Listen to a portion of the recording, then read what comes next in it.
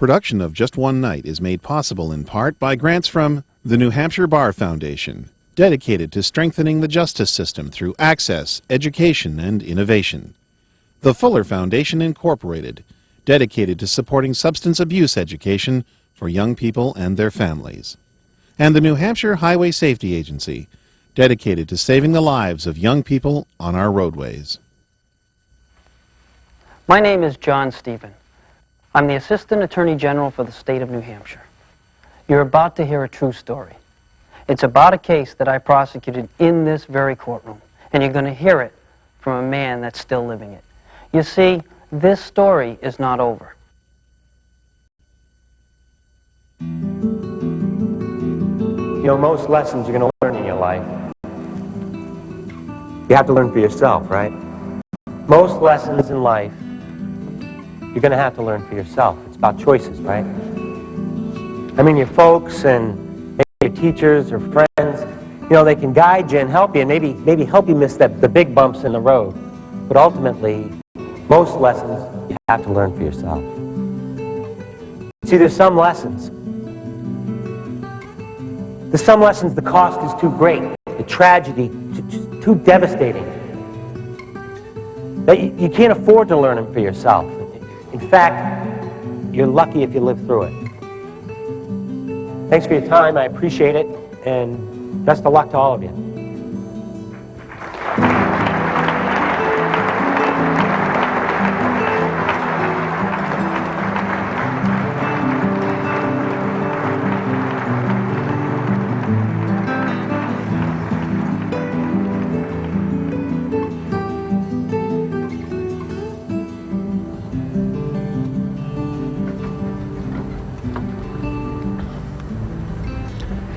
My name is Tom Boyle, and I'm a convicted felon.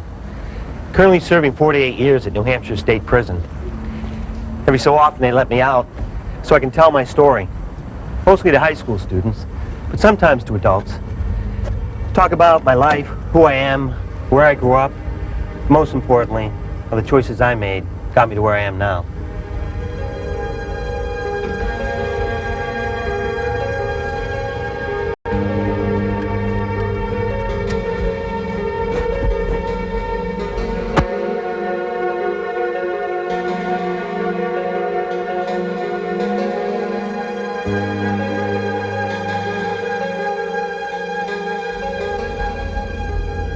I grew up in Pembroke, New Hampshire.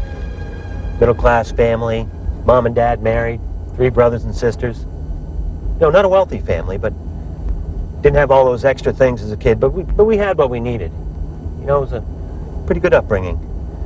From there, I went to Bishop Brady High School, and Brady was a good place for me. You know, I worked hard, and you know, I like to tell people I'm a B student in life that generally gets A's, you know, or A minuses. I graduated from Brady 10th in my class. You know, I like to tell people, you know, there was 9 real smart people and me. Well, that's the way it was. There were 9 real smart people and me. You know, after high school, I went to the University of New Hampshire. College was a great time for me. You know, I met all these people from all over the world with new ideas that opened my mind to possibilities, well, I just never thought of coming from a small town in New Hampshire. You know, I did all right in college. Graduated with a couple of degrees, 3.67. But I studied hard, and well, I'm one of those guys that started his classes at 8:30 in the morning, generally wrapping up around 1. That's unheard of in college. Most of my buddies were rolling out of bed around 1. Even then, I was making pretty good choices.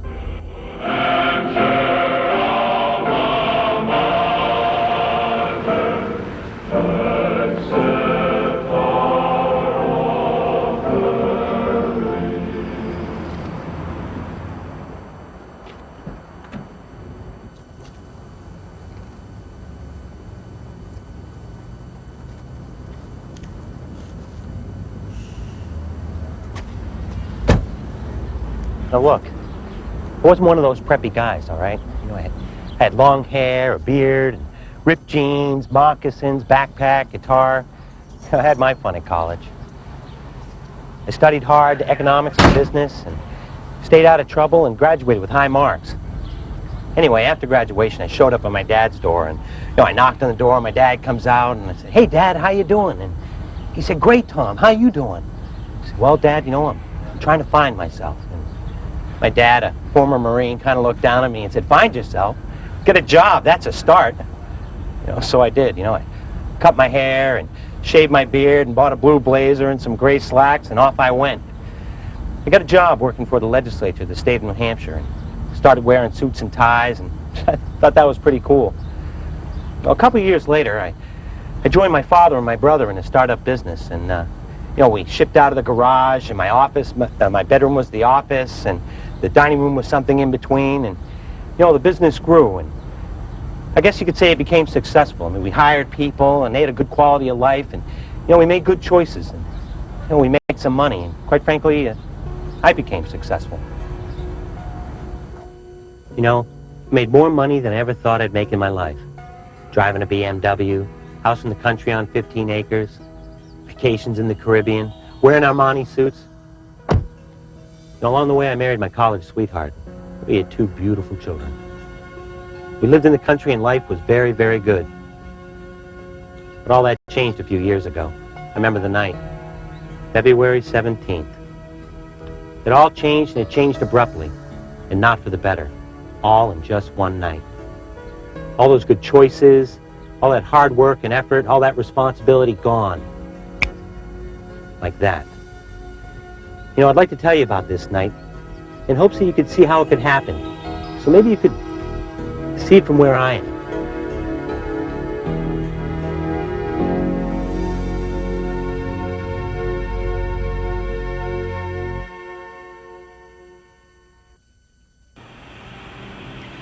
You know, it started out as a pretty typical day for me. You know, I put on my Armani suit, the Gucci shoes, the Cartier watch, and hopped in my BMW with a cup of coffee. Had a meeting with my corporate attorneys.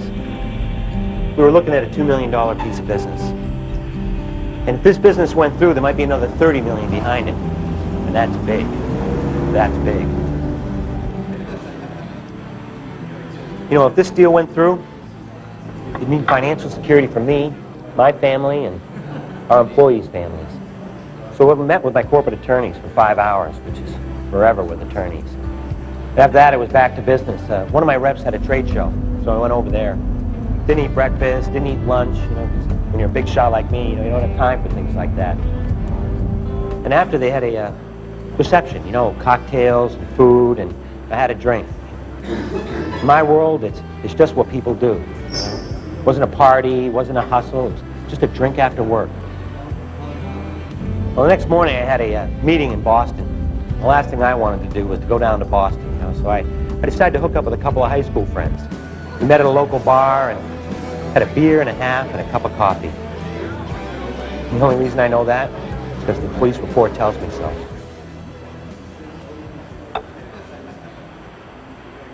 Look, it wasn't a party. We weren't out getting drunk. Just a beer with some high school friends. Anyway, afterwards we went over to their house, you know, husband and wife, 3 kids, and, you know, I had a couple of more beers. No big deal. Just a couple of beers with some high school friends. Anyway, it got to be late, around 11 o'clock. So I decided to leave. Got in my car and off to my hotel. You know something? I hate hotels. I just spend too many nights on the road. So I decided, great choice here, to have one more beer. And that's what I did. I went to a bar, sat by myself, and, you know, no dancing, no hustle, none of that, and I had a beer. Anyway, after my drink, I went up to the bartender and handed him my credit card. And there were these 3 guys sitting over here, you know, regular guys, my age. They just got off a late night shift and were having a beer after work. You know, they're nice guys, I'm a nice guy. We started talking, they were telling jokes, I'm telling jokes. And, you know, they bought me around and I bought them around, and, you know, just a nice way to finish a day. Hey, buddy, can you do me a favor? And that's the last thing I remember, and that's the truth. You know, the next thing I know, I'm lying on a gurney in Concord Hospital, and I'm looking up. Bright lights and white walls, and there's this state trooper looking down at me. What happened, right? Well, State Trooper Rod Forey explained the situation to me. Mr. Boyle, you crashed your car at 100 miles per hour into the back of a Concord City snowplow. No way, right? I mean, I don't have a speeding ticket. I've never been in an accident in my life. I said you crashed your car into the back of a Concord City snowplow at 100 miles per hour and killed your passenger. I need to know his name. My response? I didn't even know anybody was in the car.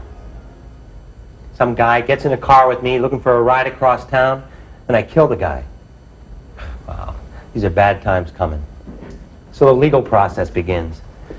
Trooper Forey arrests me, brings me to a bail hearing, and puts me in a cell.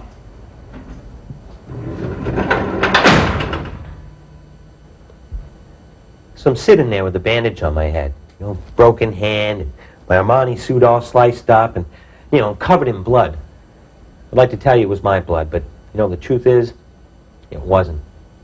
It was a small space, and there were these 3 young guys in there. I mean, 16, 17, and, they're talking amongst themselves and, kind of listening. I hear that they're in for possession of heroin. I'm thinking, boy, these guys, they're screwed, Well, anyway, one of the guys goes up to his bail hearing, and he comes right back down. He couldn't have been gone for more than a minute, and he's all excited. He goes, "Did you hear? Did you hear? There's a guy in here, crashed his car into a Concord City snowplow, killed his passenger.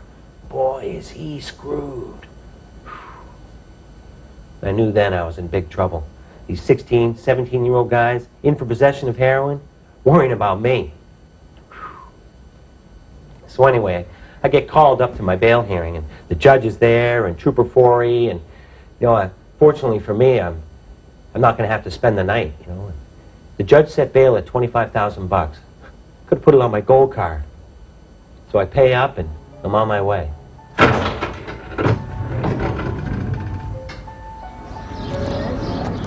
And what do you do when something like this happens in your life? Who do you call? You call your mom, right? My mom and dad were in Europe at the Olympics, so I call them at some ungodly hour, I don't know. I hear my dad's voice, and, it's groggy and anxious, and, it's, hello, hello? Hey, Dad, it's Tommy. Oh, God, Tommy, is everything all right? No, Dad, I killed a man last night. I need your help. My mom and Dad, they pack up their stuff, and off they go on a plane to New Hampshire to save their hotshot son. I gotta make another call. Gotta call my wife. Call her, it's early in the morning, and, I hear her voice, and she's anxious. It's, hello, hello? It's like, hey, Joe, Tommy. Oh, God, Tommy, is everything all right? No, Joe, I killed a man last night. I need your help. She packs up the kids in the middle of February and packs them in the car, and off she goes to New Hampshire to save her hotshot husband. I don't know if any of you have ever been depressed, or, I never had. I mean, what's to be depressed about? BMWs, house in the country. Life's great, right? Well, it was a very sad time for me. I was worthless. I was worthless to my family, worthless to my business, worthless to myself, worthless to everybody. I mean, just worthless.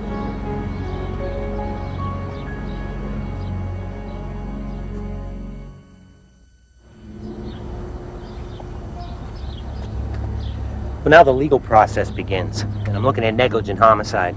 There's a couple of words for you. Negligent homicide. I mean, what does that mean? Kind of like, he didn't really mean it, it was an accident. Well, I'm looking at 1.5 to 3, and, that's not bad. But then I hear the crime has been elevated, and it's going to be handled by the Attorney General's office, and that's not good news. In fact, it's going to be prosecuted by a guy named John Stephen, and John built his career prosecuting alcohol-related fatalities. Now that's really bad news. In fact, he's looking at prosecuting me for manslaughter. Now there's a word I understand, manslaughter. In fact, he's looking at 8 to 16 years of my life. So what do? In my life, in my family, the way I was brought up, if you do something wrong, you take responsibility for it, and you do what you can to fix it, and then you move on if you can. So I pled guilty to manslaughter. Then it's on to sentencing.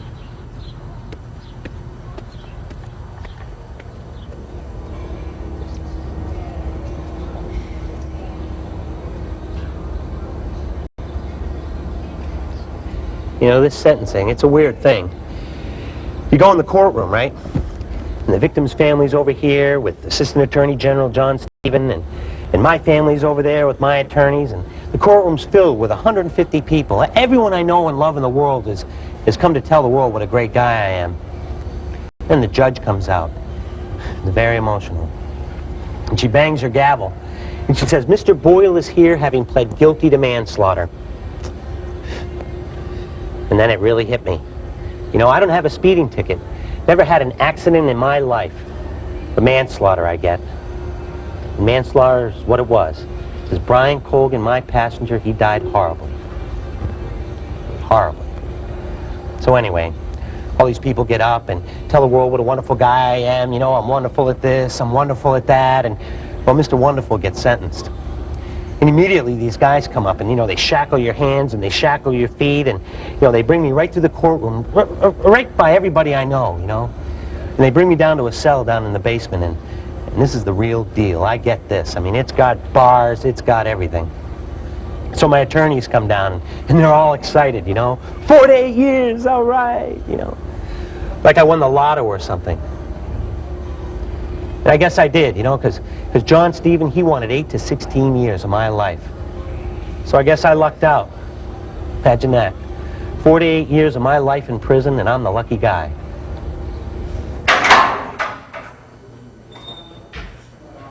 You know, so there it is. My attorneys give me my Converse All-Stars, there's Gucci shoes, Armani suits, Cartier watches. They just don't go with the place. So I'm off to prison, right? And when you get there, you go through this big gate, chain link and barbed wire, and you know, I can deal with that. Then you go through another gate, and it's chain link, barbed wire, same deal. You know, I'm all right. Then you go through this metal door here, and everything you know and love in the world, everything you can control, everything you care about's on the other side. You're in a foreign land. I was scared. I mean, really scared. And everybody I know coming in was scared, no matter how big and tough on the outside. It's time to be afraid.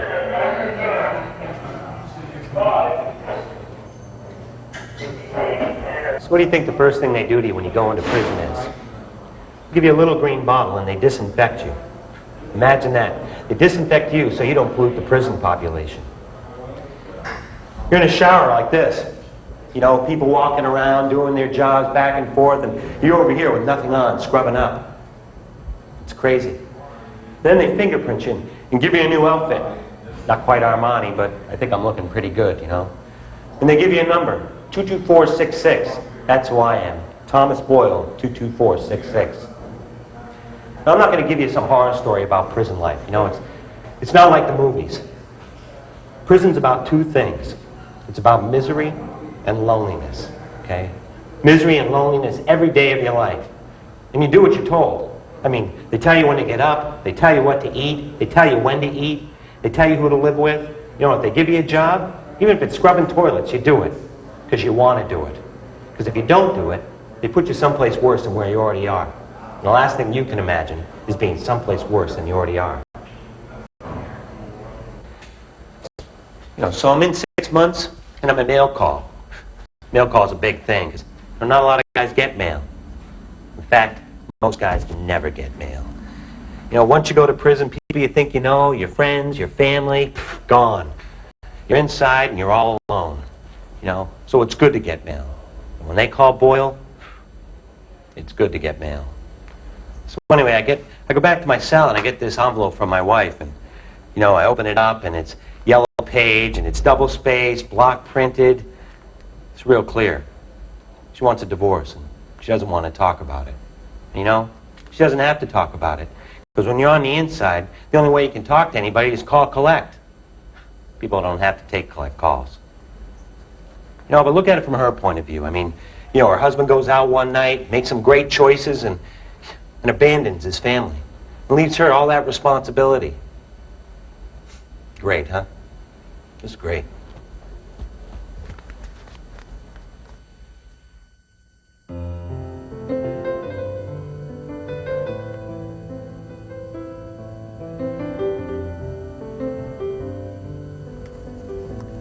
I guess I've done all right here. I see my children once every 3 weeks for an hour and a half. Once every 3 weeks for an hour and a half, in a prison visiting room, I see my babies. You know, my son, he's 10 years old, good at math, you know, smart kid. He figures it out, you know. Once every 3 weeks, hour and a half. It's a day a year. A day a year I see my babies. Pretty horrible, huh? Can you imagine anything worse? I mean, really. But there is, right? You see, I lived through this. I'm the lucky guy here. Brian Colgan, my passenger, he didn't make it. In one night of bad choices, I took everything he was, everything he hoped to be, like that. Now, Brian has a son, same age as my son. I mean, what's this little boy gonna do? I mean, who's he gonna go to when he needs help, when he's in trouble? My son, he still has me. But Brian's son, I took his father forever. I'm ready to go.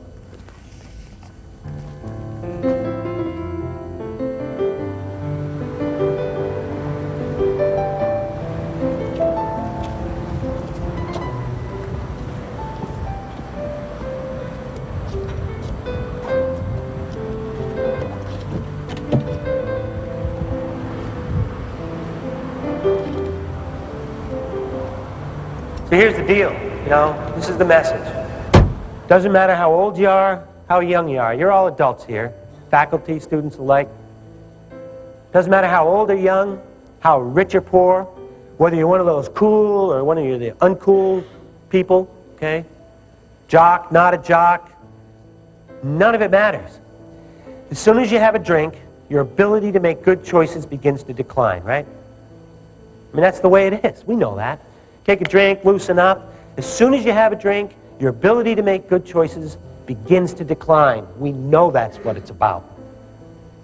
And maybe the choices you would make could put you where I am and cause the kind of tragedy in the lives of people that I've caused. And I pray to God that doesn't happen for you.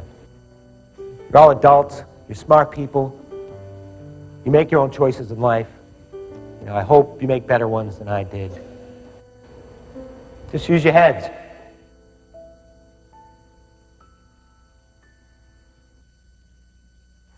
I've been a police officer for 17 years, and I've been to all sorts of fatal car crashes that involved alcohol. But in this case, I knew the victim.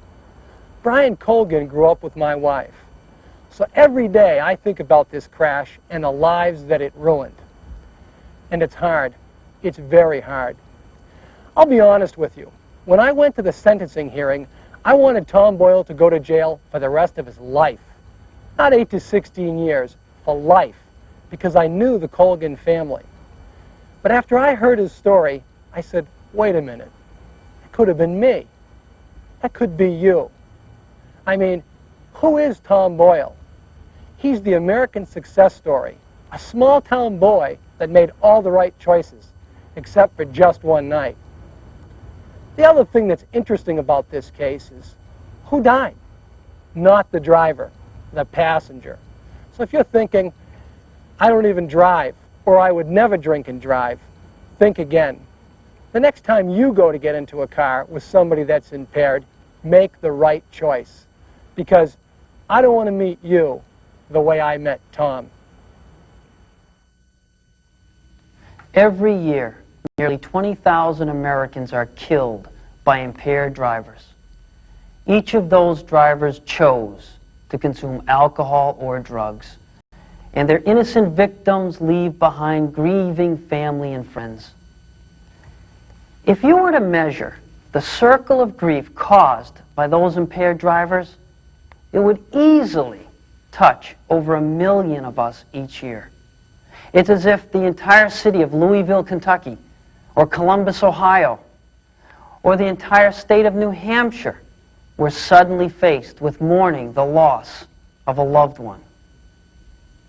Tom Boyle is my age. He grew up in a nearby town. We went to the same university. But none of that matters. I prosecuted Tom Boyle as I would anyone that commits a crime of reckless disregard. And Tom Boyle is paying a price, although it's not as great a price as Brian Colgan paid. On that February night, when Rod Forey paged me and informed me that there was a fatal crash in Concord, New Hampshire, Tom Boyle learned a harsh lesson in life. Hopefully, just hopefully, it's a lesson he can learn for all of us. To learn more about Just One Night, visit us at PBS Online at the internet address on your screen.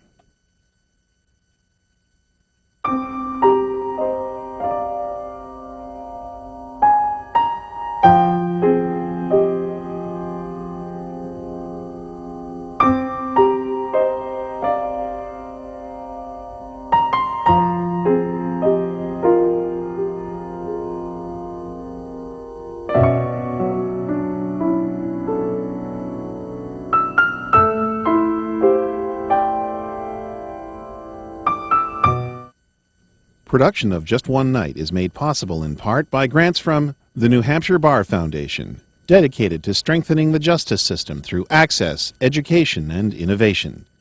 The Fuller Foundation, Incorporated, dedicated to supporting substance abuse education for young people and their families. And the New Hampshire Highway Safety Agency, dedicated to saving the lives of young people on our roadways. This special New Hampshire Public Television presentation is made possible by viewers like you. Thank you for your support.